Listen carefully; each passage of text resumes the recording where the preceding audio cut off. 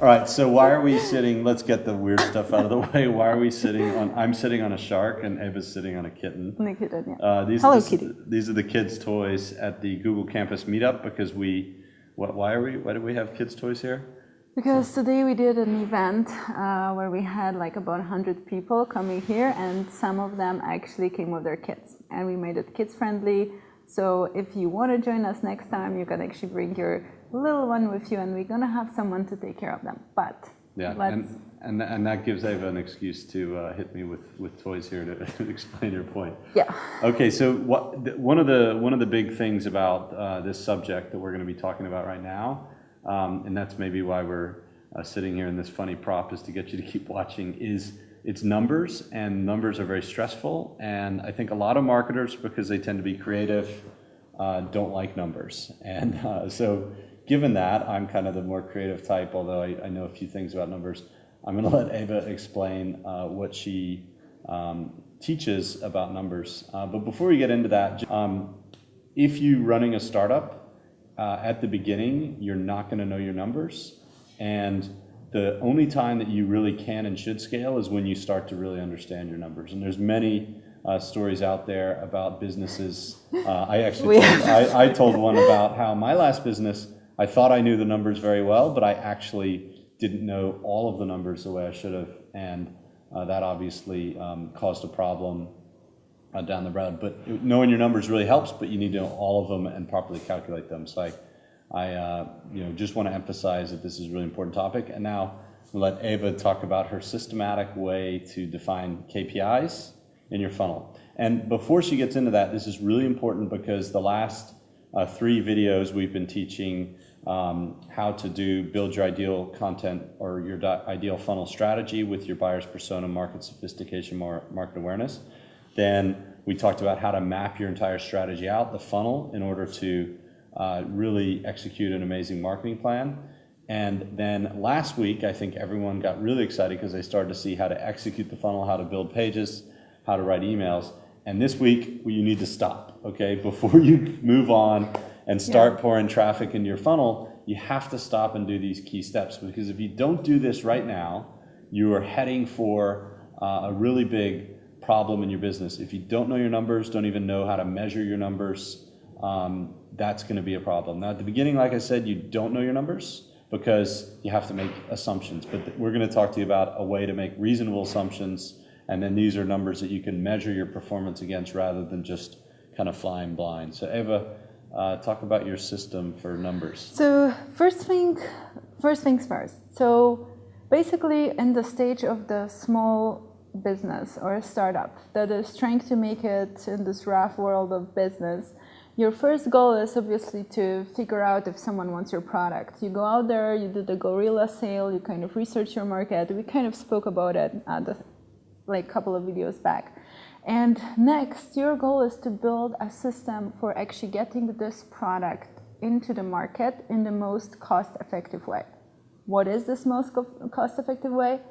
Well, smart people out there, and these are not us, we took it actually from authorities say, and this repeats over and over through many publications for startups and companies, figured out that what you want to achieve is the very particular mathematical equation. You want to have your customer lifetime value being bigger than 3 times your customer acquisition cost. And before you make sure you can get this equation right through your sales funnel, there's no reason for you to go and scale your business. So what I want to focus on today is basically like a very kind of short, quick, but not that quick once you put it into action, step-by-step formula for how you can actually make sure you achieve that equation in your business. So there's a couple of things to it. There's actually 6 steps. And before you go and start putting money on like content creation, ads, like traffic, all the shit. Sorry. Cut. All right, try that again, Ava. Stuff that is super important. Before you start putting money on... Are you passionate about this subject or what? I am very passionate about numbers. I wonder why. Okay, listen. I must say this is one of my most favorite topics is because no one almost in the world of marketing likes it. And I do have a huge respect for marketers who love mathematics, because I truly believe this is what can make you different than everyone else in the market if you're going to start looking at your businesses from that perspective. So basically, let me give you finally this simple 6 steps that you can use to achieve this equation of lifetime value being higher than 3 times your customer acquisition cost. Step 1, you have to define your lifetime value of the customer and your customer acquisition cost. I mean, how much it should be to fulfill the equation. So defining your customer lifetime value might actually turn out to be one of the hardest things in your business. This is where actually sometimes we do make mistakes. Different products would require different calculation. It's obviously a value of your customer and the average number of repeat buyings from that customer. But obviously, this is much harder if your business is more complex. It can also be much harder if you have like a very high production cost of that product that you're selling.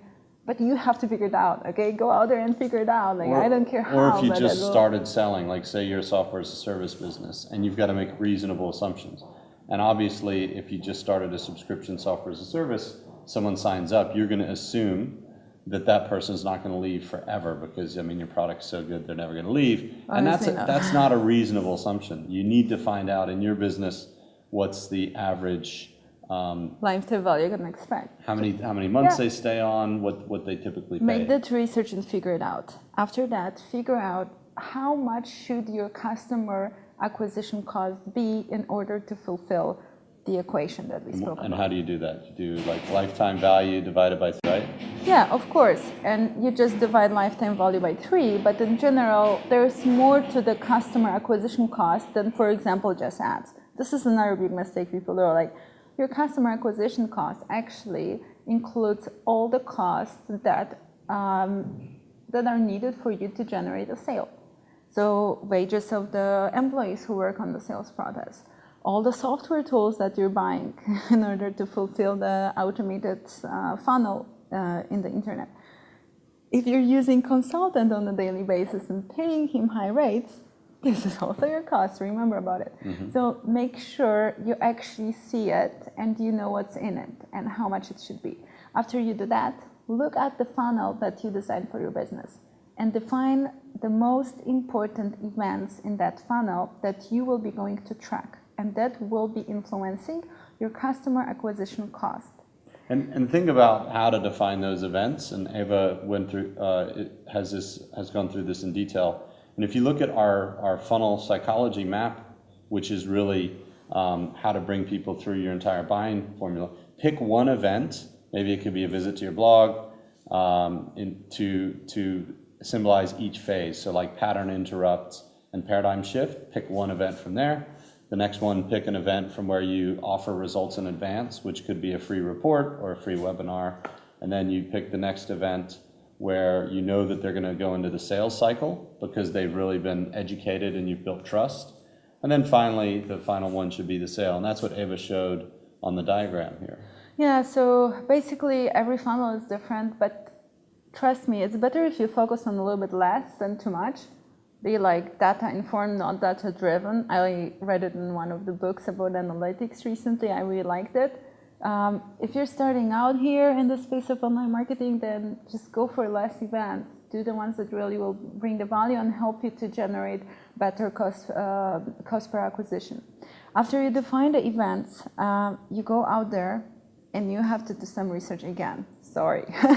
You have to do Eva likes to make you work. So. Yeah, sorry for that. You have to actually research what are the most probable conversions you can expect in your funnel. What is a conversion? For example, if you're doing a funnel where the webinar is your biggest tool to sell, figure out what kind of webinar sign-up rate you can expect in your business. How many people who come to webinar end up buying the product you're offering in the end of the webinar? If you're doing a trial, like what kind of a trial uptake rate you should expect in your business model. Make these assumptions. These are conversion assumptions, ratios that you have to assume for the start to make the model. After you have these assumptions, now the fun part comes. You have to set up goals. And this is a game changer for a lot of people, is that if you want to set up a structure for you to achieve the cost per acquisition that is 3 times smaller than lifetime value, you will have to actually put in much more detailed goals. And you have to actually make a goal for each of your key events in the funnel. This was for me a game changer when I realized until you have the actual final goal for the campaign that you're doing, it's very difficult to make the numbers work. It's how our brain works. So start from the bottom of your funnel and set the numeric goal for how many payments or how many new customers you want to achieve.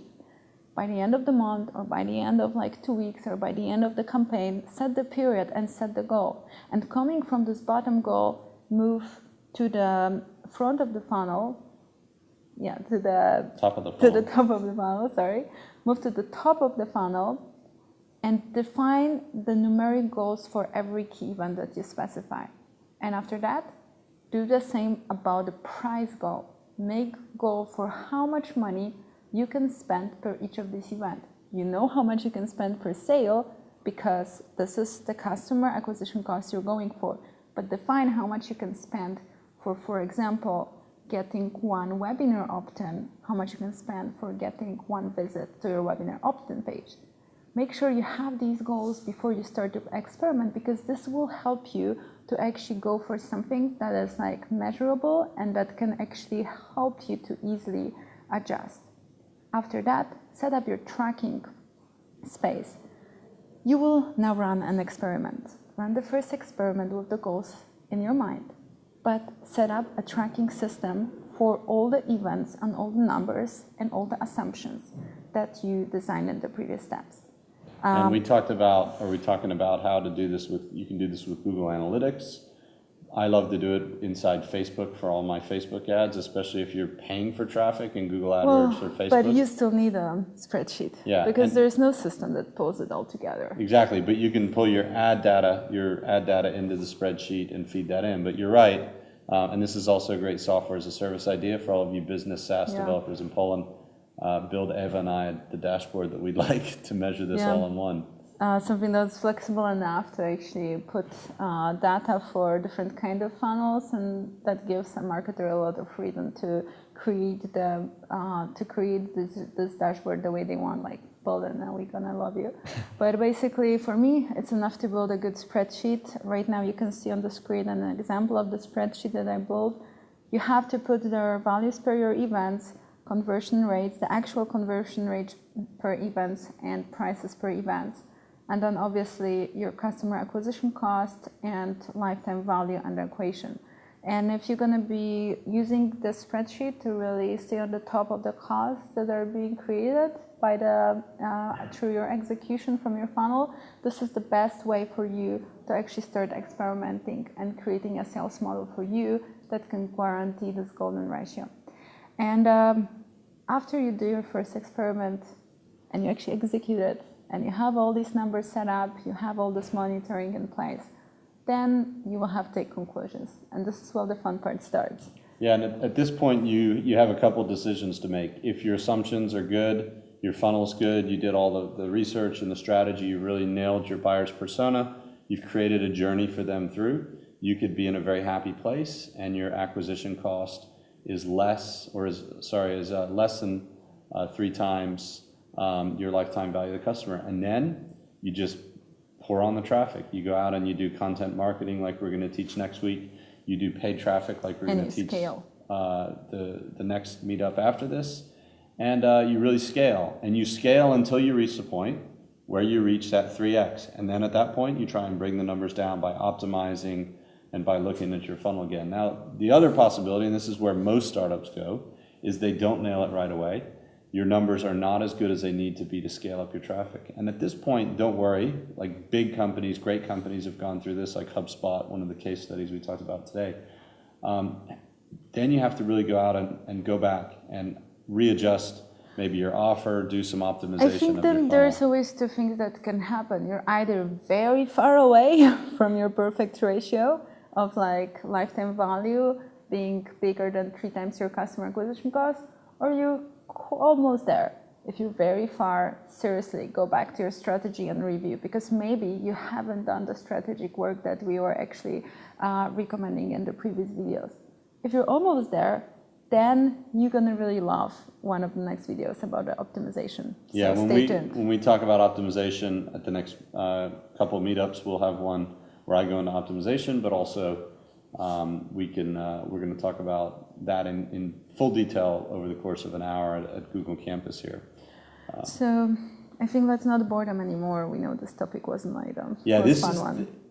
if you watch this entire video, and we said this to the people at the meetup, you're a marketing dork, and we love it. Seriously. And honestly, if you're watching this far and you love numbers, call us, because Ava and I love marketers. We're looking for project managers that love this kind We're of looking for project managers that love numbers. So if you sat through this entire thing with Ava sitting there with the ball and on these bouncy kid things and you love numbers, you might want to call us. Just hit Call us in us. the message thing right here We're on the hiring. page. We're Yeah. hiring people who love numbers and are creative as the side effect to their numeric mind. Yeah. Yeah. Yeah. Thank you. To take the edge off. All right. Thanks.